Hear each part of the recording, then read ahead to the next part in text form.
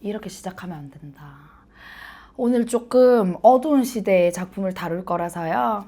짠! 이렇게 시작을 할게요. 여러분 안녕하세요. 쌤서유TV 최서입니다. 오늘 2027학년도 수능 완성에 수록되어 있는 정말 전 국민이 사랑하는 시인 윤동주 시인의 작품인데요. 쉽게 쓰여진 시를 가지고 왔습니다. 이 작품 있잖아. 되게 알듯 근데 막상 공부하면 어려운 그런 작품이에요. 윤동주 시인의 작품이 대부분 그런데요. 오늘 이 시간 저랑 깊이 있게 한번 알아보러 출발하겠습니다. 자, 일단 항상 윤동주 시인은요. 자기가 쓴 작품 밑에 몇 년 몇 월 이거를 딱 기록을 해놓는 그런 규칙을 가지고 있었는지 습관을 가지고 있었던 것 같아요. 이 작품이요. 현재 알려진 윤동주 시인의 작품 중에 가장 마지막에 쓴 시다. 이렇게 알려져 있거든요. 그 일제강점기를 살아가는 아주 섬세한 감성을 가진 그리고 내면의 저항의식이 들끓는 지식인이 가지고 있는 그 당시의 고뇌가 온전히 다 전달이 됩니다. 자, 이 작품은 1942년도에 발표가 된 쓴 작품으로 알려져 있고요.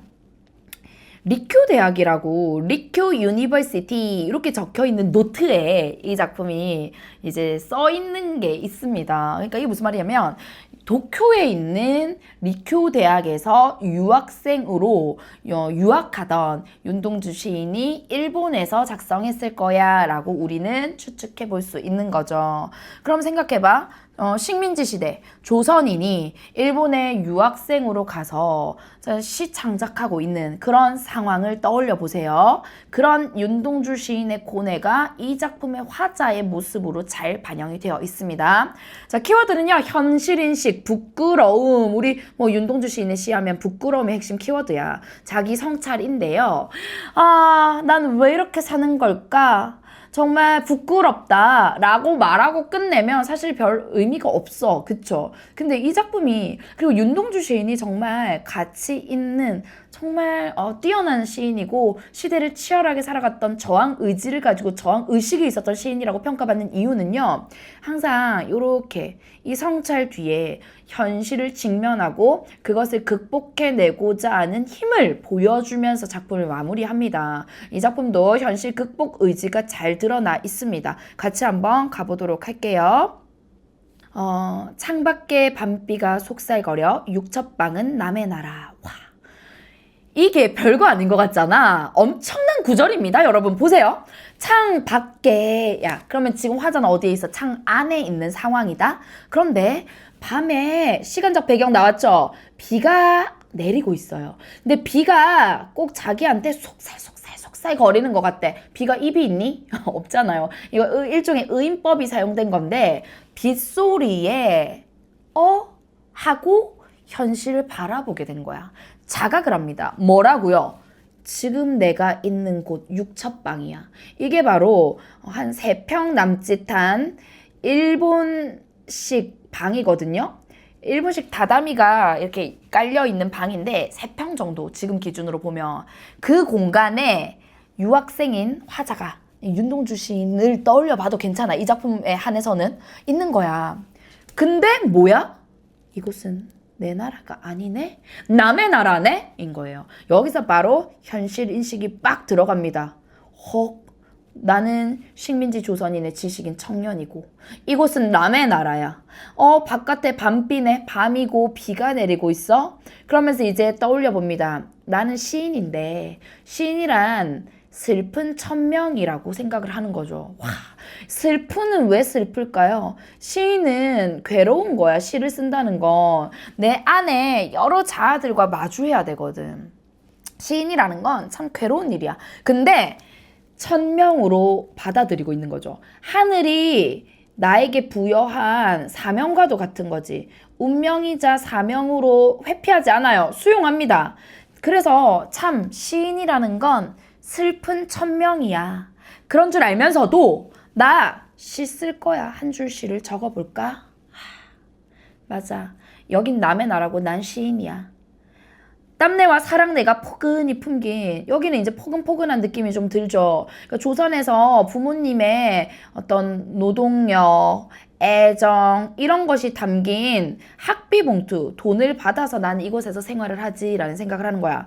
보내주신 학비 봉투를 받아서 대학 노트를 끼고 난 대학생인가 봐. 늙은 교수의 강의를 들으러 간다. 하필 왜 늙은 교수라는 표현을 했을까요? 자, 변화하는 시대 혹은 뭔가 젊고 생기발랄한 그런 학문이 아니라 늙은, 오래된, 익숙한, 변화하지 않는 혹은 무기력한, 현실에 안주하는 그런 학문을 배우러 다니고 있는 내 삶을 보고 있는 거예요. 이해됐어요? 그래서 나는 부모님이 열심히 일해서 사랑과 애정 가득 담긴 돈을 보내주면 내 현재의 삶은 대학에 가서 그저 늙은 교수가 가르치는 죽은 학문을 배우고 있다라는 거죠. 현재 삶은 굉장히 일상적인 삶이고요. 또 어찌 보면 무기력한 삶, 어찌 보면 조금은 편안한 삶이라고도 할 수 있습니다. 막 치열한 느낌이 없어, 여기까지는. 맞지?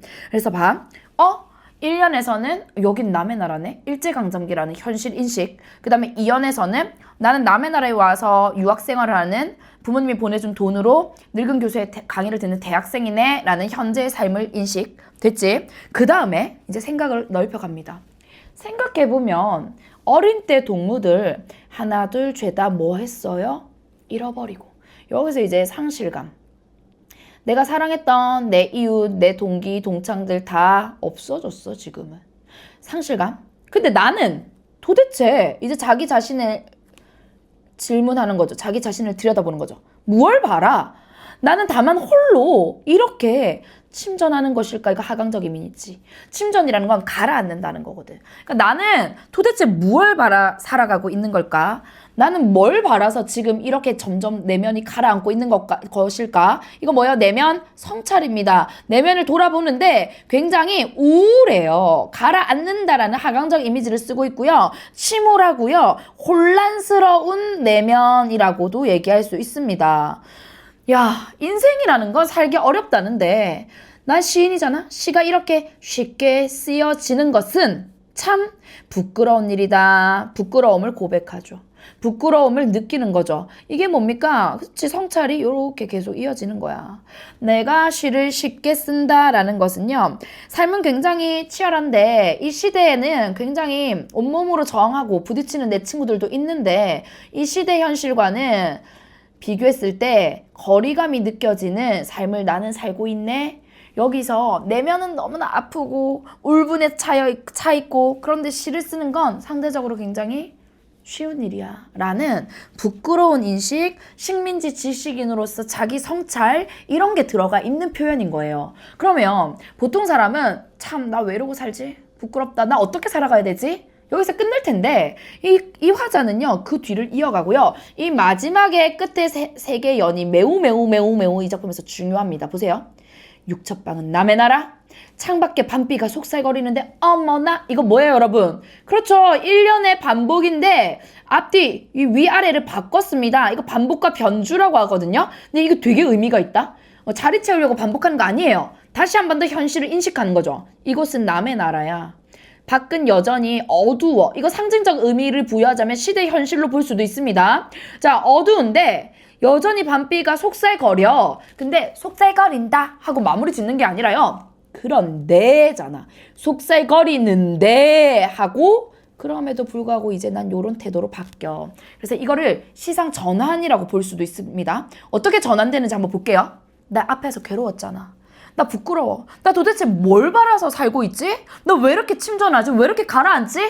근데 아하 그래 결심했어. 나 결심했어. 이곳은 남의 나라고 여전히 어두워. 밤이고 비가 내려. 그런데 내 태도는 이제 달라질 거야. 어떻게 달라지냐? 환한 등불을 밝힐 거야. 이건 능동적인 행동으로 이어지는 거죠.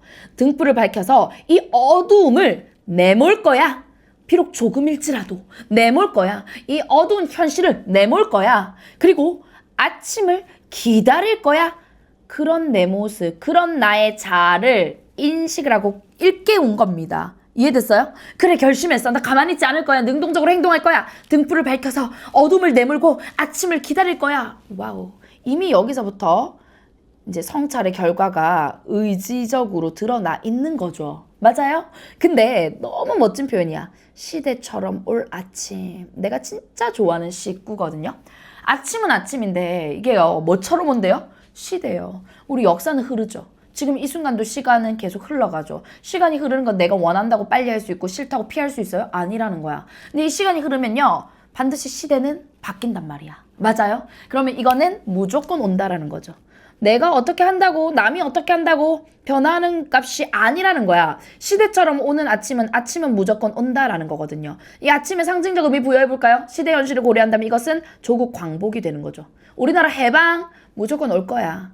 그래서 나는 그거 기다릴 거야. 포기하고 좌절하고 있지 않을 거야. 그걸 기다릴 거야 라고 하면서 이 최후에 나가요.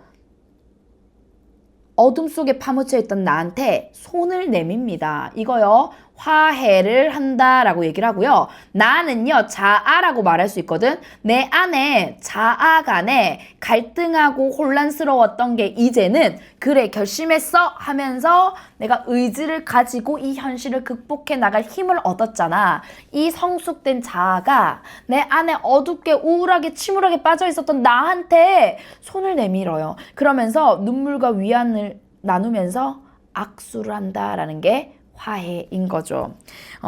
자아 간의 화해 이 부분을요. 이렇게도 얘기합니다. 최후의 나는 성찰 결과 깨달은 나잖아. 얘는 성장한 나, 내면적 자아라고 하고요. 아, 여기 동그라미로 표시해야 되겠네요.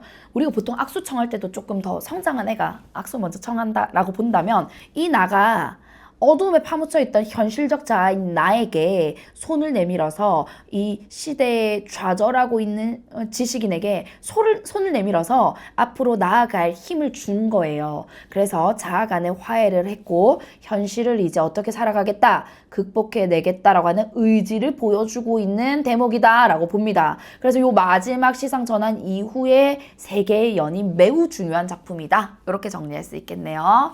아, 윤동주 시인은 이름만 들어도요 막 가슴이 두근두근하고 막 뜨거워집니다. 여러분 이 쉽게 쓰여진 시 오늘 이 시간에 정확하게 꿰뚫어 봤기를 바랍니다.